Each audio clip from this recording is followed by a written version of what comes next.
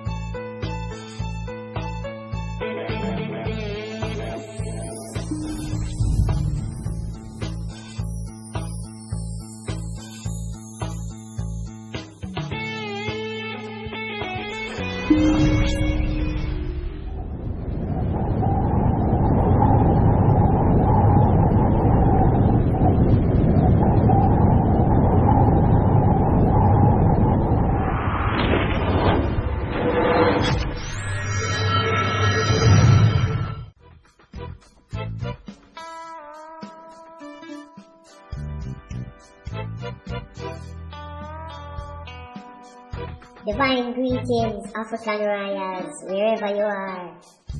Princes, princesses, kings and queens. Welcome again to another episode of W4W Book Reading series.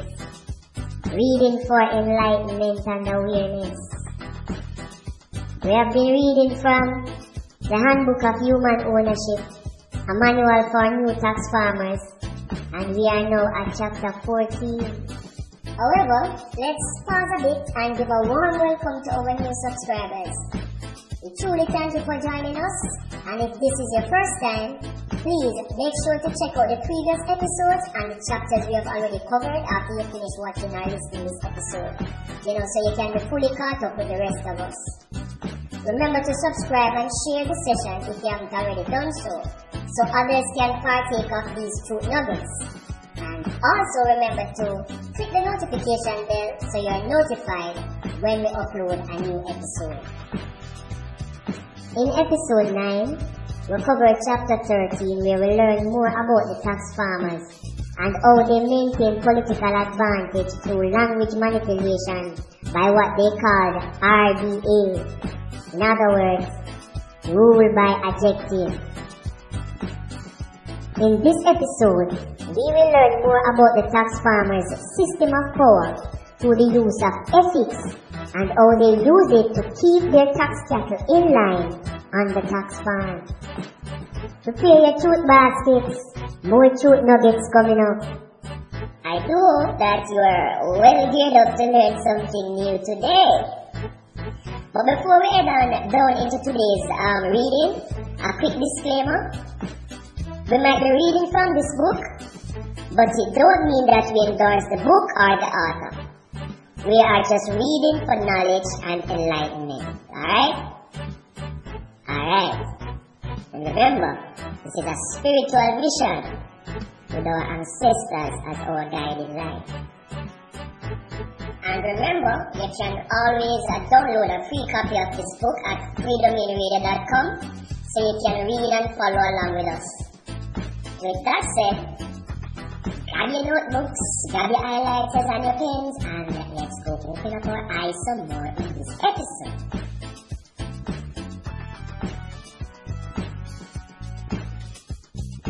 Chapter 14, Ethics. There are two kinds of ethics that you need to be aware of. It is very likely that you are already aware of them since you are where you are, but it's worth going over them one more time. When slaves evaluate masters, relativism and deference and working together and respecting differences of opinion are key. When masters evaluate other masters, bipartisanship and putting aside differences and working together and respecting differences of opinion are also key. This falls into the old category of quote-unquote turn the other cheek. When masters evaluate slaves, however, it's total quote-unquote eye for an eye time.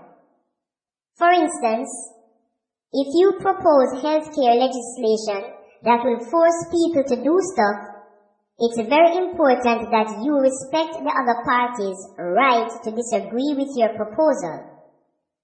However, once it becomes law, no mere citizen is ever allowed to act on his or her disagreement with you. Debates are for the masters. Enforcement is for the slaves. You are allowed to debate whether or not to go to war. Citizens are not allowed to choose whether or not they fund the war or are drafted to get killed in it. You are allowed to debate whether to subsidize some group. Citizens are never allowed to choose whether they subsidize that group. Free will is for the masters. Slaves get the determinism of their masters' whims. In case you have any concern that someone will point out the ridiculousness of all this, do not fear. The moment that anyone argues that we don't need violent masters, that such masters are in fact helishly destructive, all the slaves in the world will gang upon such an exposed truth-teller, saying, in effect, quote-unquote, "We are not slaves if you don't point out our masters." This reaction is all based on propaganda that is carefully layered in throughout government education. And all education is government education because we regulate and control private schools and universities as well.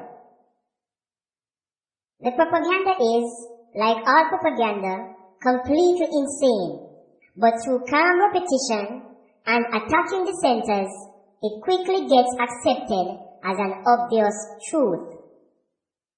The propaganda is this. 1. The government provides service X. 2. If the government does not provide service X will never be provided. 3. Therefore, anyone arguing against the government providing service X is arguing against the necessity or value of service X. It seems almost embarrassing to point out the foolishness of these arguments, but in the highly unlikely event you ever get a question on this, it's good to have an answer. According to the democratic model, governments only do what the majority of citizens want them to do. Quote-unquote, "The will of the majority" is one of our central gods, which cannot speak for itself, of course, and therefore kindly allows us to speak for it. Democratic governments only help the poor, then because the majority of citizens want them to. If governments reflect the will of the people, then whatever governments do is entirely unnecessary because the majority want to do it anyway. The more that people get attacked for not caring about the poor, the less the government needs to do anything about the poor, because the attacks reflect a general preference to help the poor.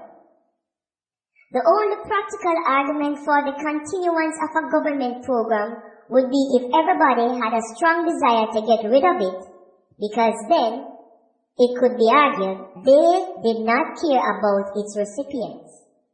If someone said, quote-unquote, "Let's get rid of the welfare state," and everyone cheered and joined in, we might very well have some concern about the fate of the poor.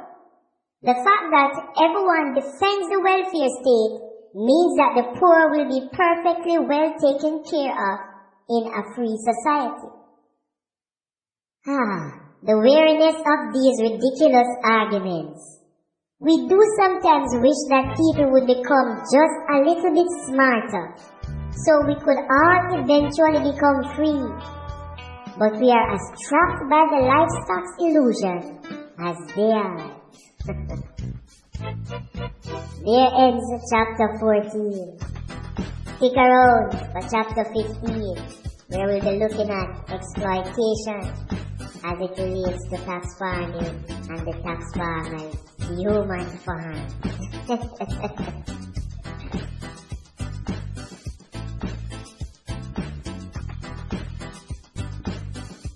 So, we've reached the end of today's episode, and thanks again for listening, and I do hope that you learned something new today. If you find this series educational and informative, please subscribe and join us as we continue, reading towards the global awakening and enlightenment of our people. A mammoth task, but it can be done. And again, please be reminded that not because we read a book here means that we are in agreement with the philosophies of the author or the context of the book. We are simply reading to become more knowledgeable about things we didn't know about but should. If it exists, then why shouldn't we know that it do? Just simply that. Give thanks again, and thanks for stopping by. See you in the next episode. And please remember to like, share, and subscribe, and drop your analysis in the comment section, whether you read the book already or you're just reading the book with us. Your comments are welcome, okay? Give thanks.